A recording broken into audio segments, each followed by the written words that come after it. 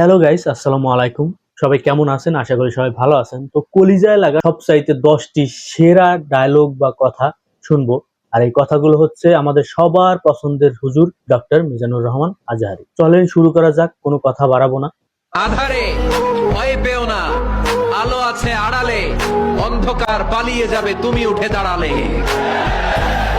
নিজেকে দাঁড়াতে হবে, নিজের সাথে নিজের শক্ত বোঝাপড়া করতে হবে। অন্যের দোষ খোঁজার সময় আমাদের নাই, চিল্লায় বলো ঠিক। গোটা বিশ্বের সবগুলো আল্লাহর ওলি যদি একটা গ্লাসের পানিতে ফু দেয়, আর আপনার মা যদি আপনার মাথার মধ্যে হাত বুলিয়ে দেয়, আপনার মা যদি আপনার বুকে একটা ফুল দিয়ে দেয়, সব পীর সাহেব একদিকে, মায়ের দোয়া আরেকদিকে, মায়ের দোয়া মুহূর্তে আল্লাহর আরশে পৌঁছে যাবে। পরিবর্তনটা আস্তে আস্তে হয়। এই ঘুরে ধরা সমাজ এমনি নষ্ট হয় নাই, দীর্ঘদিনে নষ্ট হয়েছে। এটা ঠিক করতে হইলে আমাদের দীর্ঘ সময় লাগবে, দীর্ঘদিন লাগবে, অনেক ঘাম ঝরাতে হবে, অনেক পথ যেতে হবে, মাইলস টু গো। ঠিক কিনা? ক্ষমতার অহংকার দেখাবি না, টাকা পয়সার গরম দেখাবি না। 2 দিনের টাকার মালিক হয়ে ওর পা জমিনে লাগে না, এরকম টাকা তা ছেড়ে নেই। গাইস, এই কথাটা একদমই বাস্তব। এখন সমাজ এমন হয়ে গেছে, যার 10টা টাকা আছে সেই নেতা, সেই মাতবর, এবং তার কথা সবাই শোনে। সে যদি ডাকাতও হয় তারপরও তার কথা শুনবে, এবং তার কথা না শুনে উপায় নাই। তার টাকা আছে। আর ওই একটা কথা আছে, তেলে মাথায় তেল দেওয়া। মানে তার টাকা আছে, এখন তার পিছনে সুনাম কর লোকের অভাব নাই।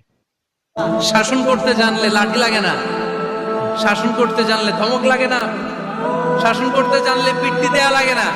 মুচকি হাসি দিয়েও শাসন করা যায় কি যায় না। ভালোবাসা কোনো আইন কানুন দিয়ে মাপা যায় না, এটা আমি জানি। এটা যে ভালোবাসার বহিঃপ্রকাশ, এটাও আমি বুঝি। ভালোবাসাকে আটকায় রাখা যায় না। এটা যে ভালোবাসার অগ্নি স্ফুলিঙ্গ, এটারে কোনো কিছু দিয়ে দামায় রাখা যাবে না, এটা আমি টের পাই। সেজদায় পরে আল্লাহরে বলবেন, আল্লাহ, এই পৃথিবীতে আমি ছাড়া তোমার গোলামের অভাব নাই, কিন্তু তুমি ছাড়া আমার দ্বিতীয় কোনো রব নাই। আল্লাহ তার বান্দার উপর তার নেয়ামতের বহিঃপ্রকাশ দেখতে পছন্দ করেন। আপনি যদি ধনী হন, আপনার ধনীর একটা প্রকাশ যেন আপনার দেহে থাকে, এতে কোনো সমস্যা নাই। আপনি 1000 কোটি টাকার মালিক, আপনি ছিঁড়া জামা পড়ছেন কেন? কিপটামি করতে বলছে কি আপনাদের? আপনি সুন্দর চমৎকার জামা পড়বেন আর শুকরিয়া করবেন কার? বিয়ে করলে রিজিক খুলে যায়, কপাল খুলে যায়, ওয়াদাটা কার? চিল্লায় বলেন কার? বিয়ে করেন, সফল বানাই দিবে কে? এজন্য বিয়ে করতে রাজি আছেন তো সবাই? ঝামেলাটা হইলো, ওনারা কম বয়সে বিয়ে করে সফল হয়েছেন, আর আমরা সফল হয়ে তারপরে বিয়ের পিড়িতে বসতে চাই।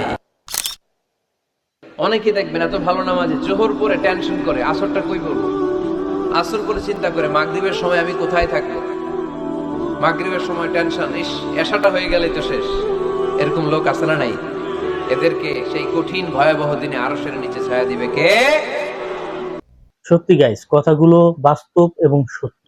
সবগুলো কথাই হৃদয়ে টাচ লাগার মতো কথা এবং বাস্তব সত্য কথা। জানি না কার কাছে কেমন লাগে বা কে কতটুকু পছন্দ করে। সবার হৃদয় একইভাবে কাজ করে না, তারপরেও কথাগুলো কলিজায় লাগে। শুধুমাত্র বলবো সত্যের পথে, ইনসাফের পথে, এবং এই পৃথিবী ছেড়ে যখন চলে যাব, পরপারে যাতে সঠিক উত্তর দিতে পারি সেই পথে থাক। ভালো থাকেন, সুস্থ থাকেন। দেখা হবে যে কোনো একটা ভিডিওতে। গুড বাই, টাটা, আসসালামু আলাইকুম।